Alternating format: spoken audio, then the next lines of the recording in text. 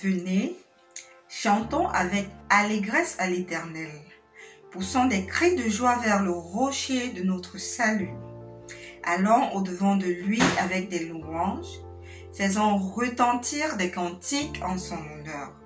Car l'Éternel est un grand Dieu, il est un Dieu au-dessus de tous les dieux. Il tient dans sa main les profondeurs de la terre et les sommets des montagnes sont à lui. La mer est à lui, c'est lui qui l'a faite. La terre aussi, ses mains l'ont formée. Venez, prosternons-nous et humilions-nous, fléchissons le genou devant l'Éternel, notre Créateur, car il est notre Dieu et nous sommes le peuple de son pâturage, le troupeau que sa main conduit. C'est par cette parole du psaume 95 que je voudrais souhaiter à chacun un très bon sabbat sous le regard du Seigneur. Jour de délivrance, jour de restauration, mémorial de la création de notre Dieu, que chacun puisse se sentir à l'aise en présence de son Dieu. Alors, je vais vous inviter à un petit exercice ce matin. Certainement, il y a des personnes que vous n'avez pas vues depuis très longtemps. Est-ce que vous ne voulez pas, par un petit message ce matin particulièrement, dire juste « Bon sabbat, que l'Éternel te bénisse » à un frère, à une sœur que vous n'avez pas vu depuis longtemps et dont vous n'avez pas eu des nouvelles. Que l'Éternel bénisse chacun d'entre vous. Bon sabbat.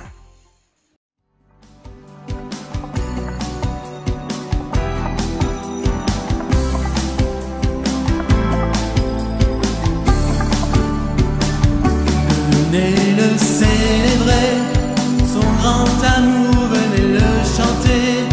Le Fils de Dieu est venu donner la vie. Nous te fêtons au roi, car tu nous fais partager ta joie. Et nous offrons en ton honneur un chant d'amour, Seigneur.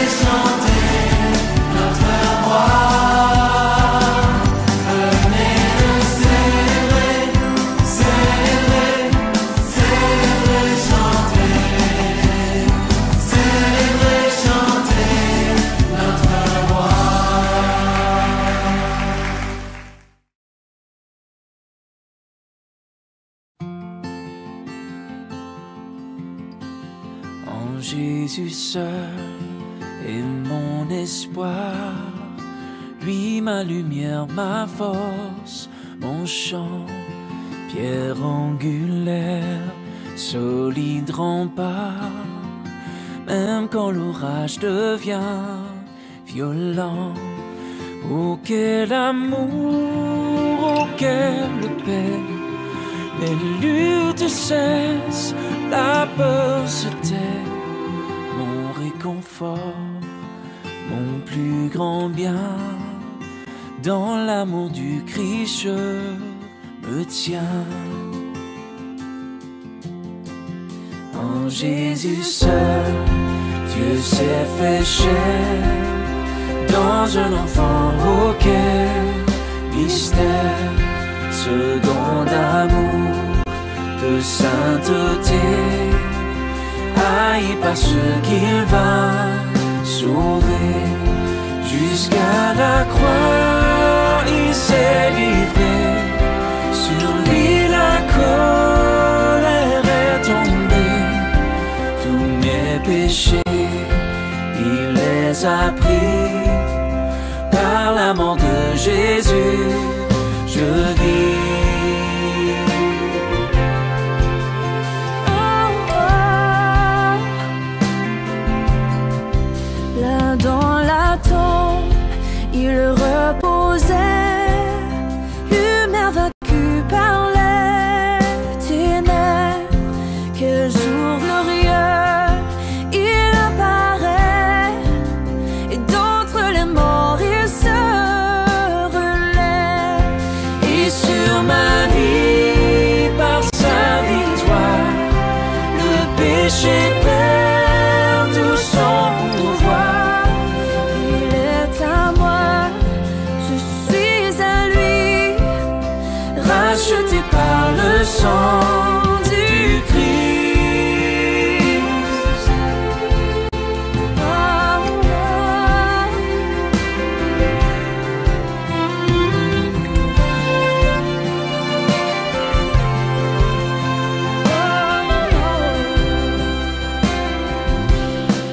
Je vis en paix, je meurs sans crainte, gardé par la puissance du Christ, du premier cri au dernier souffle.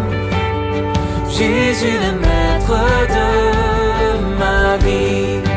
Les plans des hommes ou du malade ne peuvent m'arracher de sa main, et qu'il revienne ou me rappelle. Par la force du Christ, je tiendrai. Les plans des hommes ou du malade ne peuvent m'arracher de sa main, et qu'il revienne ou me rappelle. Par la force du Christ, je tiendrai. Et qu'il revienne ou me rappelle. Par la force du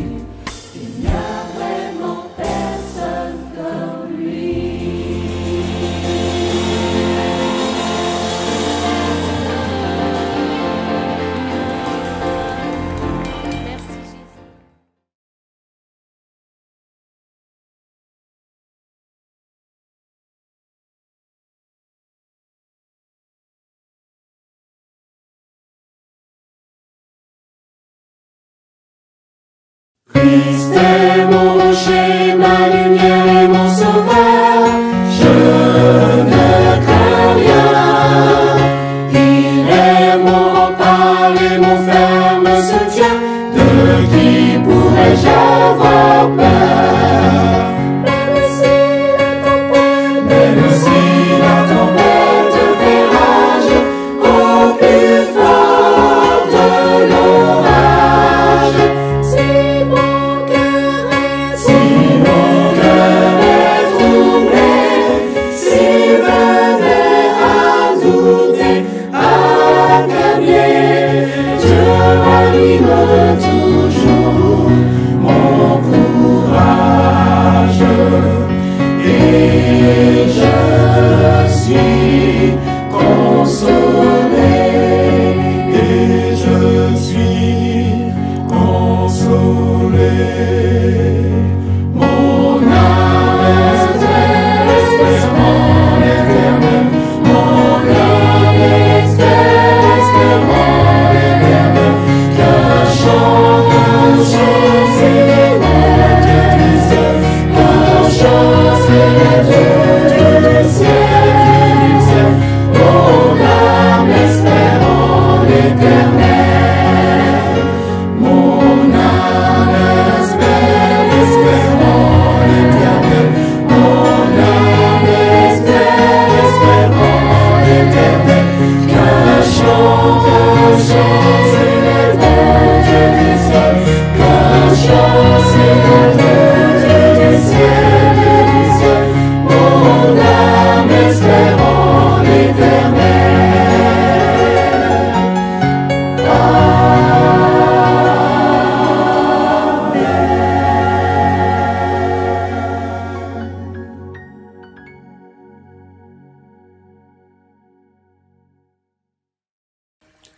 Bonjour à tous et bon sabbat aussi de ma part. Je suis content d'être là pour pouvoir partager la parole du Seigneur ensemble. Je vous invite à ouvrir vos Bibles et à lire dans l'évangile des Jean. On va lire l'évangile des Jean, le chapitre 3. J'aimerais que vous puissiez prendre quand même vos Bibles pour pouvoir lire la Bible en main, même si vous allez avoir les textes sur l'écran. Alors, Jean chapitre 3, nous allons commencer en lisant les versets 1, 2 et 3. Lisons-les. Or, il y avait parmi les pharisiens un chef des Juifs du nom de Nicodème. Celui-ci vint le trouver de nuit et lui dit : « Rabbi, nous savons que tu es un maître venu de la part de Dieu, car personne ne peut produire les signes que toi, tu produis, si Dieu n'est pas avec lui. » Jésus lui répondit : « Amen, amen, je te le dis, si quelqu'un ne naît pas de nouveau, il ne peut voir le règne de Dieu. » Quand on passe sa vie à tout faire pour entrer dans le royaume des cieux, ce n'est pas facile d'admettre que tous les efforts fournis pourraient être faits en vain. Ce n'est pas facile d'admettre que peut-être le chemin que nous avons entamé et suivi toute nos vies, finalement ne nous a amené nulle part. C'est difficile. Nicodème, en l'occurrence, théologien du sélect groupe des pharisiens, avait passé justement sa vie à tout faire pour avoir accès au royaume des cieux. Et voilà qu'apparaît Jésus, bien plus jeune que lui, mais qui dit et qui fait des choses telles que pour Nicodème, la chose est une évidence. Jésus, lui, il vient de Dieu. Et s'il vient de Dieu, ça veut dire qu'il a trouvé le moyen d'être en contact, en relation directe avec le Seigneur. Ça veut dire que lui, il sait comment faire pour accéder au royaume du ciel. Il a certainement trouvé cette connexion que Nicodème cherchait depuis toutes ces années.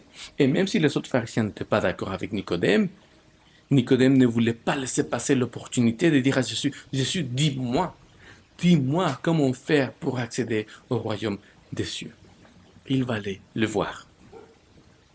En règle générale, quand nous sommes disposés à nous investir et à tout donner dans la vie comme Nicodème l'a fait, c'est parce que nous avons un but bien précis, que ce soit le travail, que ce soit des amitiés, que ce soit notre mariage, que ce soit un projet, un business, peu importe, il nous faut quelque chose de fort pour que nous disions « Ah, ça vaut la peine. J'ai un projet. Ma vie a un sens. » Sans quelque chose qui nous pousse à aller de l'avant, bien souvent, nous nous arrêtons. Dans tous les cas, croire en la validité de nos projets, ne fût-ce que le projet de notre vie, est indispensable pour avancer dans la vie. Et Nicodème, lui, il croyait en son projet de vie. Des projets de vie, par exemple, je me rappelle quand il y a quelques années, nous voulions aller au Mexique. Pour ma famille et moi, c'était un grand projet. Et ça nous a pris des années. Et tout ce qu'on faisait, tout ce qu'on préparait, toutes les prévisions, toute la préparation, la programmation, les finances, tout était orienté vers cela. Et pourtant, on ne voyait pas trop comment on allait pouvoir réussir. Parce que c'est onéreux. Surtout qu'une année avant le départ prévu, la voiture s'est cassée et on a dû changer de voiture. Et on n'avait pas fini encore le prêt de la voiture qui venait de se casser. Mais c'est là que le Seigneur est intervenu avec une bonté indescriptible. Il était tellement à nos côtés. Il nous a tellement aidés à résoudre nos problèmes les uns après les autres que nous pouvions à peine croire ce que nous étions en train de vivre. C'était une évidence que le Seigneur bénissait ce projet que nous avions d'aller au Mexique. Et ça a été des vacances phénoménales, formidables. On s'est reposé, on a renoué des liens avec la famille là-bas. Ça va de soi. Dès notre retour en Europe, une question planait dans l'air. À quand la prochaine fois? Sans quelque chose à poursuivre, je disais, sans quelque chose ou sans quelqu'un en qui croire, la vie n'a souvent pas de sens. Nous avons besoin de croire en nous-mêmes. On sait que nous faisons, en nos convictions. Il nous faut quelque chose qui nous tienne à cœur, que nous puissions considérer comme quelque chose qui vaut la peine.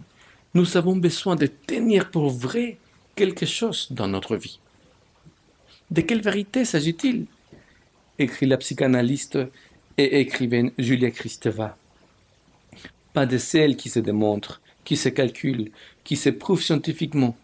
Il s'agit d'une vérité qui me tombe dessus, d'une évidence absolue qui me subjugue totalement, que je vis comme vitale, indiscutable. C'est le credo des pères de l'Église. Credo quia absurdum. Je crois malgré l'absurdité qui peut m'apparaître. Je crois. C'est une vérité qui me tient, qui me fait être. Pas une idée, mais une expérience fondamentale.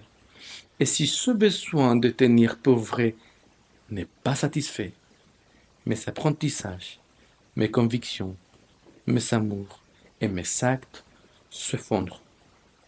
Rien ne tient. Grandir, c'est croire. Édition Bayard.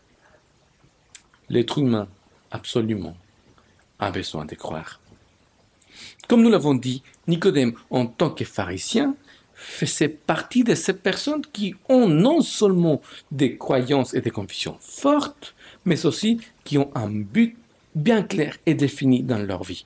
On l'a déjà dit, c'était entrer dans le royaume du ciel. Il croyait dur comme fer que l'accès en était déterminé par son obéissance et par ses actions. Je pense que c'est justement cette conviction sincère qui l'a poussé à aller vers Jésus pour lui dire « Dis-moi comment faire ». Mais face à Jésus, ces convictions vont être secouées. Lisons à nouveau le récit. Jean chapitre 3. Il y avait un homme parmi les pharisiens appelé Nicodème, qui était l'un des dirigeants juifs. Il vint de nuit trouver Jésus et lui dit « Rabbi, nous savons que tu es un maître qui enseigne de la part de Dieu, car personne ne peut faire des signes extraordinaires comme tu en accomplis si Dieu n'est pas avec lui. » Jésus lui répondit « Oui, je te le déclare, c'est la vérité. Personne ne peut voir le règne de Dieu s'il ne naît pas de nouveau. » Nicodème lui demanda « Comment quelqu'un d'âgé peut-il naître de nouveau? Pourrait-il retourner dans le ventre de sa mère et naître une seconde fois? » Jésus lui répondit « Oui, je te le déclare, c'est la vérité. Personne ne peut entrer dans le règne de Dieu s'il ne naît pas d'eau et de l'esprit. Ce qui naît des parents humains est humain. Ce qui naît de l'Esprit de Dieu est esprit. Ne sois pas étonné si je te dis, il vous faut tous naître de nouveau. L'Esprit, comme le vent, souffle où il veut. Tu entends le bruit qu'il fait, mais tu ne sais pas d'où il vient ni où il va. Voilà ce qui se passe pour toute personne qui naît de l'Esprit de Dieu. Nicodème lui répondit, « Comment cela peut-il se faire ?» Jésus lui répondit, « Tu es un maître qui enseigne Israël et tu ne sais pas ces choses ?» Oui, je te le déclare, c'est la vérité. Nous parlons de ce que nous savons et nous témoignons de ce que nous avons vu, mais vous ne voulez pas accepter notre témoignage. Je vous ai parlé de ce qui se passe sur cette terre et vous ne m'avez pas cru. Comment donc me croiriez-vous si je vous parle de ce qui se passe dans les cieux? Personne n'est jamais monté au ciel excepté le Fils de l'homme qui est descendu des cieux. Et tout comme Moïse a élevé le serpent de bronze dans le désert, de même le Fils de l'homme doit être élevé afin que toute personne qui croit en lui ait la vie éternelle. Car Dieu a tellement aimé le monde qu'il a donné son Fils unique, afin que toute personne qui croit en lui ne périsse pas, mais qu'elle ait la vie éternelle. Dieu n'a pas envoyé son Fils dans le monde pour juger le monde, mais pour que le monde soit sauvé par lui. Celui qui croit au Fils n'est pas jugé, mais celui qui ne croit pas est déjà jugé, parce qu'il n'a pas cru au Fils unique de Dieu. Voici comment le jugement se manifeste. La lumière est venue dans le monde, mais les êtres humains ont préféré l'obscurité à la lumière, parce qu'ils font ce qui est mal. Celui qui fait le mal déteste la lumière et s'en écarte, car il a peur que ses mauvaises actions soient dévoilées. Mais celui qui agit selon la vérité vient à la lumière, afin qu'il soit manifeste que ses actions sont accomplies en Dieu. Face à Jésus et son enseignement, on devine que les choses en quoi Nicodème avait cru et pour lesquelles il s'était battu et lutté toute sa vie vacillent. Serait-il possible qu'il ait fait fausse route? Se pourrait-il qu'il se soit trompé et que le chemin qu'il pensait allait le mener vers le ciel ne le menait finalement nulle part? Et si c'était le cas, comment continuer à croire en ce qu'il avait cru toute sa vie? Et pourtant, ce qu'il avait cru toute sa vie était tellement logique. Si Adam et Ève étaient sortis du jardin de l'Éden, c'est à cause de leur désobéissance, n'est-ce pas? Et ça les avait séparés de leur Créateur. Alors, en toute logique, l'obéissance devait invariablement porter l'humanité de retour à Dieu. Nicodème le croyait fermement, comme tous ses collègues pharisiens. Si Dieu a dit « fais ceci », tout ce qu'importait à Nicodème, c'était de le faire. Voilà, obéir. Mais voilà que Jésus met les choses autrement. Déjà, il va lui dire, il va pas lui dire c'est l'obéissance. Il va lui dire, pour accéder au royaume des cieux, ce qui était le but de la vie de Nicodème, il faut déjà naître de nouveau. Il te faut une renaissance spirituelle. Et deux, il va dire, pour avoir la vie éternelle, Dieu demande que tu crois en celui qui l'a envoyé, en Jésus. Ce qui impliquait pour Nicodème une nouvelle foi en Dieu par Jésus. Nouvelle naissance, nouvelle croyance. Voilà une perspective quand même difficile à saisir et accepter à Nicodème le théologien, à Nicodème le pharisien. Et d'ailleurs, il va le dire, c'est impossible. Peut-il un vieil homme retourner dans le ventre de sa mère pour naître de nouveau? Pourtant, il ne restait pas indifférent à ce que Jésus lui disait. Il faut que tu naies de nouveau. Il te faut croire en moi. La question de croire dans la Bible est une constante. Elle se pose de différentes manières, en des contextes différents. C'est la question au centre de la relation entre le Créateur et sa créature. Croire ou ne pas croire? Voilà la question. Je pense en effet que la question du croire est au centre du problème en Éden. Bien que beaucoup de personnes pensent que c'est la question de la désobéissance. Bien sûr, Adam et Ève ont désobéi. Mais la désobéissance n'a été que le produit de quelque chose qui a précédé leur décision. En effet, le serpent les a mis devant un dilemme. Dieu a dit, si tu manges du fruit, tu vas mourir. Moi, je te dis, a dit le serpent, Dieu t'a menti. Si tu manges du fruit, au contraire, tu vas vivre. Donc, en qui vas-tu placer ta confiance? Qui vas-tu croire? Croire ou ne pas croire? Pour vivre ou pour mourir? Et c'est quelque part aussi la dernière des questions dans la Bible. Si on croit ce que Jésus a dit quand il s'exprimait en disant « Celui qui croira et sera baptisé sera sauvé. Celui qui ne croira pas sera condamné. » À tout ceci, qu'est-ce que c'est que croire? Dans le Nouveau Testament, le mot qui est utilisé pour dire croire, c'est le mot pistéo, en grec. Et il veut dire croire, mais attention, il ne veut pas dire croire dans le sens, comme parfois nous l'utilisons, je crois que demain il fera beau. Non. Dans la Bible, le verbe croire, c'est quelque chose de plus profond. Il s'agit de placer sa pleine confiance en quelque chose ou en quelqu'un. Matthieu, par exemple, il utilise ce verbe 10 fois. Marc aussi 10 fois. Luc 9 fois. Mais Jean, il utilise ce verbe 99 fois, 99 fois. C'est l'évangile qui parle le plus de la foi. Et toutes les rencontres, tous les épisodes de la vie de Jésus vont vers cela, vers le fait de croire. C'est là que vous allez trouver donc l'épisode avec Nicodème, avec la Samaritaine, la multiplication des pains devient aussi une question de croire ou ne pas croire en Jésus. Chaque fois que Jésus rencontre quelqu'un, le centre de la question est le même. Est-ce que tu crois en lui ou pas? La question se pose de façon explicite à Marthe. Vous vous rappelez, lorsqu'elle faisait le deuil de son frère et Lazare qui venait tout juste de décéder. Jésus lui a dit ceci. Moi, je suis la résurrection et la vie. Celui qui croit en moi vivra, quand même il serait mort. Et quiconque vit et croit en moi ne mourra jamais. Crois-tu cela? Je ne sais pas si nous saisissons la nuance. Il ne s'agit pas de croire que Jésus ressuscite. Il s'agit de croire en Jésus qui ressuscite. Ce n'est pas la même chose. Marthe, crois-tu en moi? Croire que c'est une simple croyance. Croire en, c'est la manifestation de la foi. Ce croire en, Jésus l'avait déjà dit à Nicodème avant de le dire à Marthe. Jean chapitre 3 verset 16.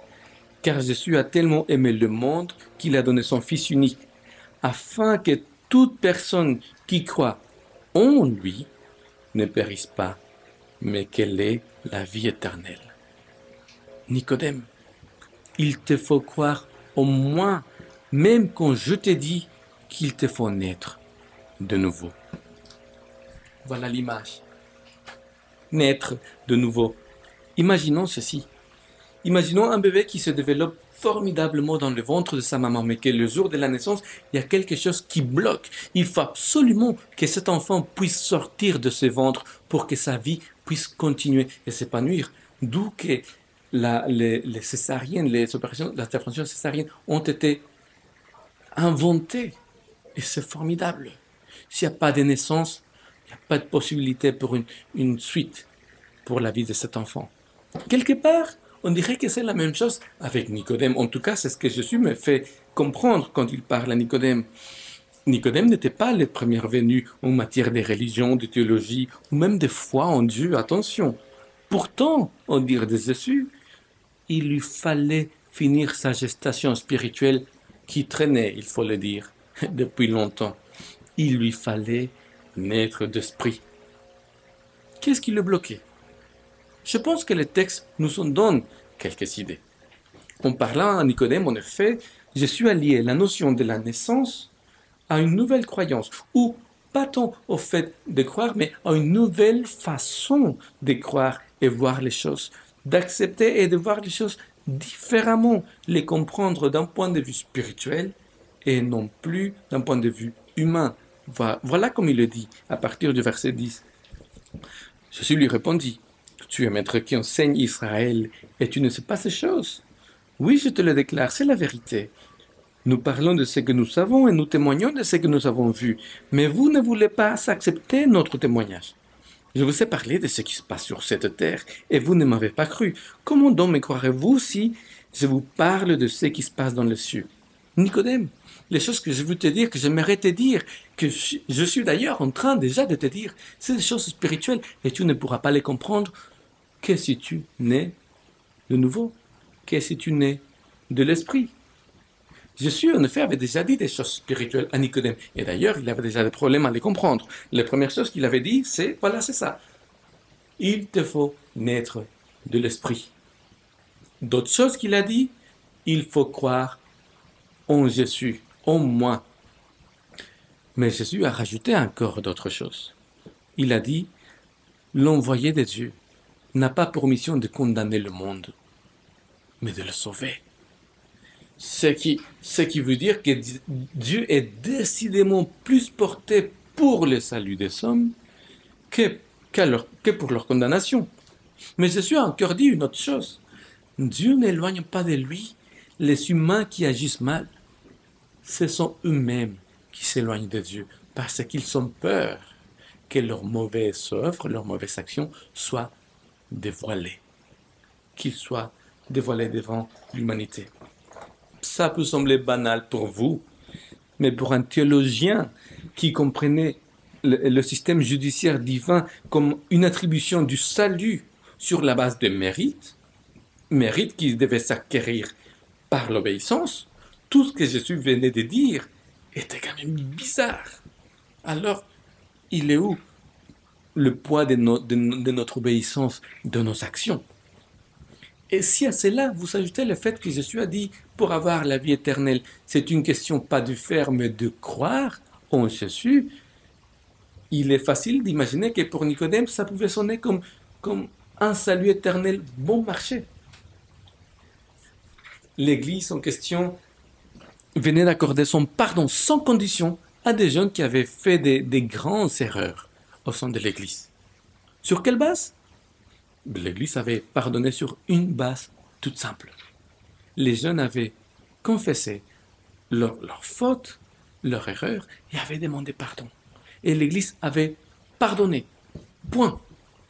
À la fin de la réunion, une réunion qui pour moi reste une des plus grandes réunions et évidences que le Seigneur est vraiment le vainqueur, il en était sorti victorieux sur le mal. À la fin de la réunion, quoi qu'il en soit, il y a une personne qui s'approchait de moi, visiblement contrariée, pas d'accord avec ce qui s'était passé, et qui m'a dit « Alors, c'est tout? C'est aussi simple que ça? Il suffit donc de demander pardon pour qu'on soit pardonné ?» C'est un peu ce qu'une dame, bien des années plus tard, un jour m'a dit. Elle venait tout juste de divorcer, et elle m'a demandé « Mais est-ce que le Seigneur va ou pourrait pardonner mon ex ?» Je lui ai dit « Si ton ex demande pardon au Seigneur, le Seigneur le pardonnera. » La dame m'a regardé un peu comme ça et m'a dit « C'est un peu trop facile tout ça, non ?» Oui, pour une logique humaine, c'est peut-être, si c'est certainement trop facile. Mais la logique de Dieu, ce n'est pas la logique humaine. La logique de Dieu, c'est une logique spirituelle. Pour pouvoir recevoir le Seigneur tel qu'il est, et non tel que j'imagine ou tel que j'aimerais qu'il soit, parfois il faut un changement tel qu'il faut tout recommencer à zéro. Ou comme Jésus a dit, il faut naître de nouveau. Il nous faut entrer dans cette dimension spirituelle où notre logique humaine doit se plier à la logique divine. Face à Jésus, nos convictions les plus intimes doivent être déposées par terre. Nous devons adopter une attitude d'écoute humble, comme un disciple qui fait confiance à son maître. C'est l'attitude naturelle des enfants et de tout nouveau-né qui, au début de leur existence, ont besoin de leurs parents, avant tout pour être aimés, protégés, tenus contre soi, pour bien grandir, mais aussi pour expérimenter la confiance. Et cela a pour but qu'ils apprennent à croire. Quand on est adulte, plus qu'apprendre à croire, il est souvent question de réapprendre à croire, non seulement en Jésus, mais aussi en nous-mêmes. D'où l'importance de l'injonction de Jésus, il te faut naître de nouveau. Croire en Jésus et naître de nouveau, les deux choses se tiennent. Voyons pourquoi. Si je ne n'ai pas de l'esprit, je ne peux pas comprendre les choses spirituelles. Mais qui me fait? Pourquoi naître de l'esprit? Parce que Jésus me le demande. Mais si je ne crois pas en Jésus, je ne ferai jamais le pas de naître de nouveau. Nouvelle naissance, nouvelle façon de croire et voir les choses. En faisant confiance à Jésus. Ça se tient.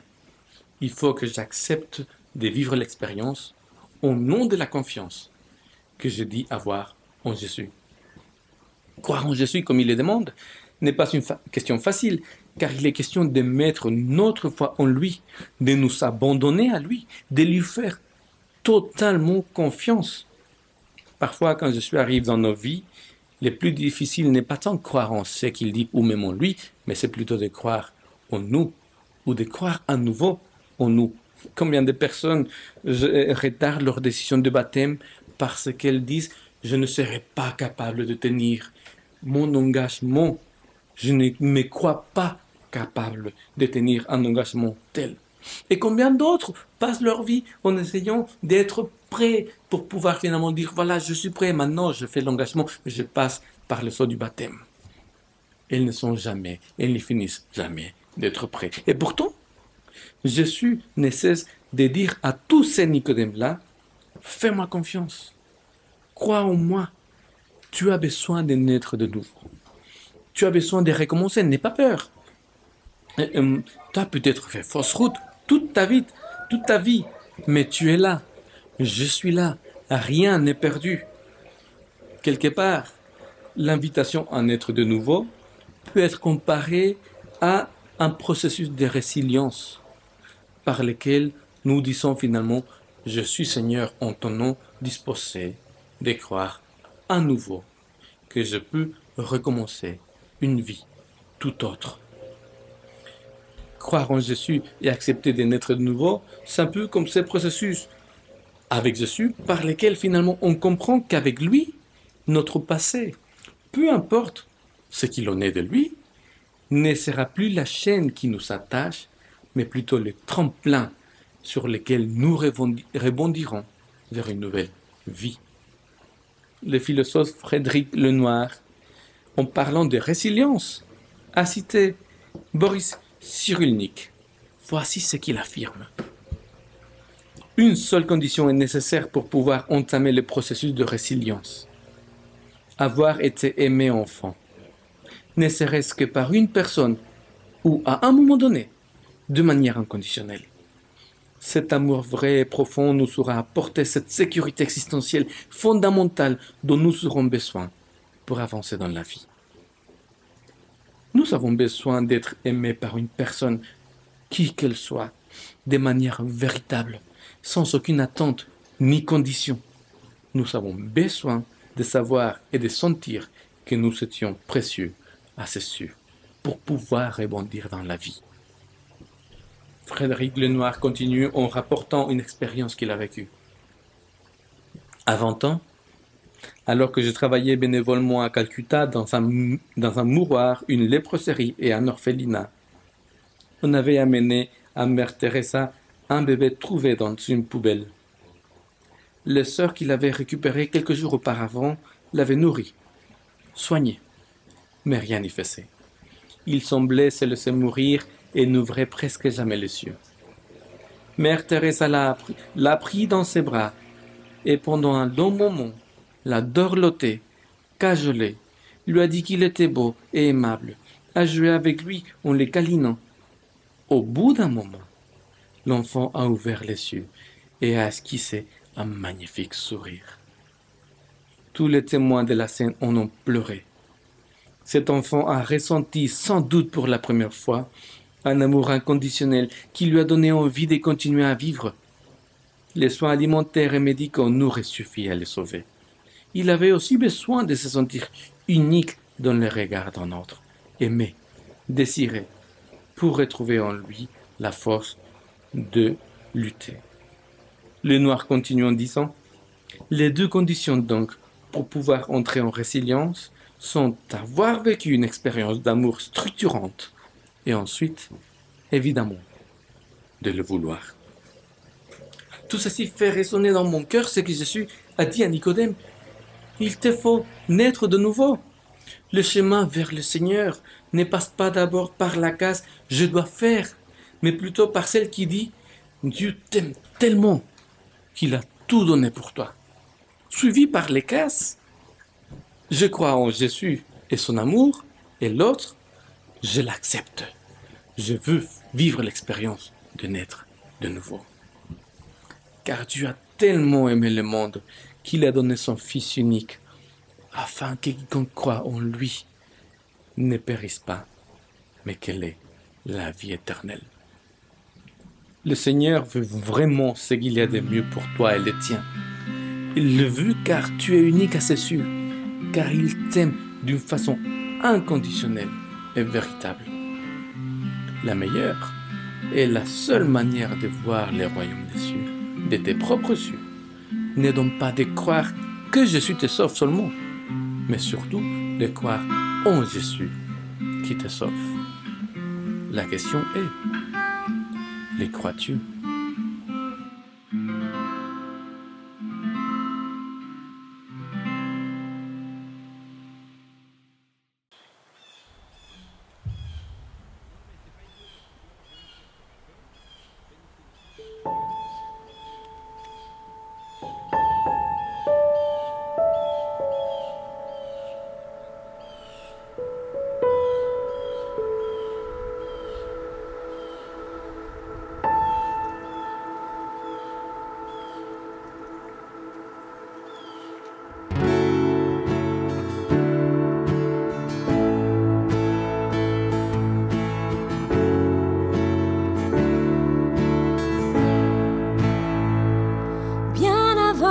Le chant qui crée un univers,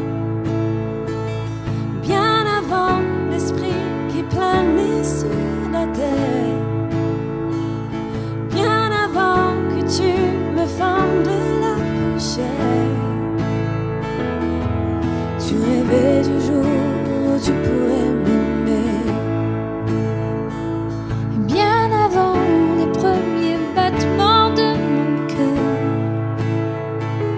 Bien avant que je m'éveille à ta douceur, bien avant mes doutes, mes joies et mes douleurs. Tu rêvais du jour où je pourrais t'aimer. Tu rêvais du jour où je pourrais t'aimer. Abba Père, je suis à toi. Abba Père, je suis à toi. Abba Père, je suis à toi. Abba Père, je suis à toi.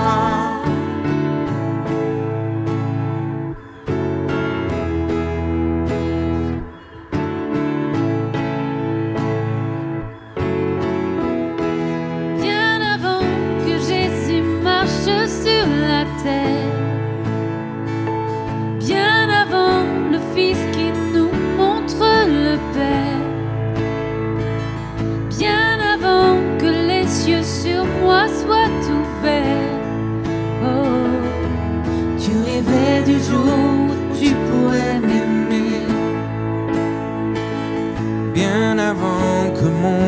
péché brise ton cœur.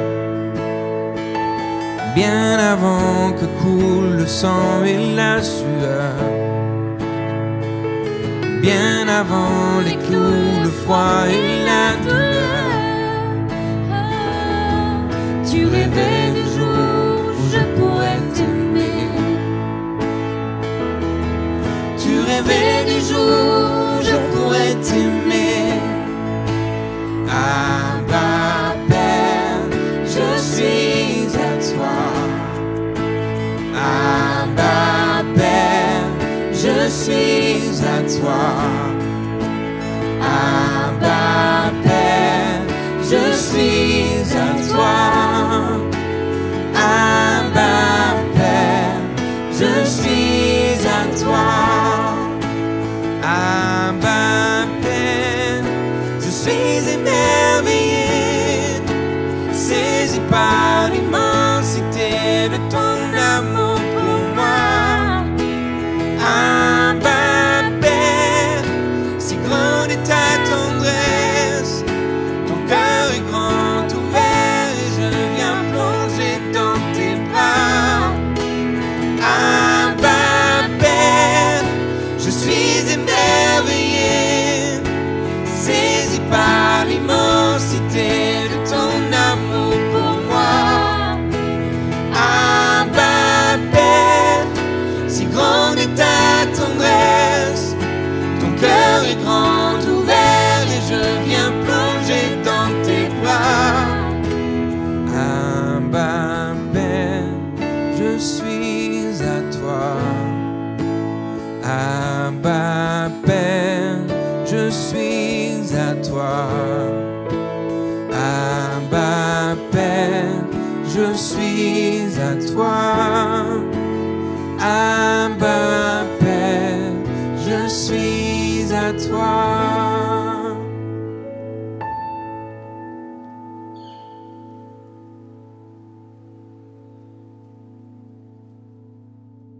Bon Père Céleste, quand tu nous dis qu'il faut croire en Jésus, ce n'est pas simplement une question de dire ou de conviction, c'est une question aussi d'amour, d'abandon, de confiance.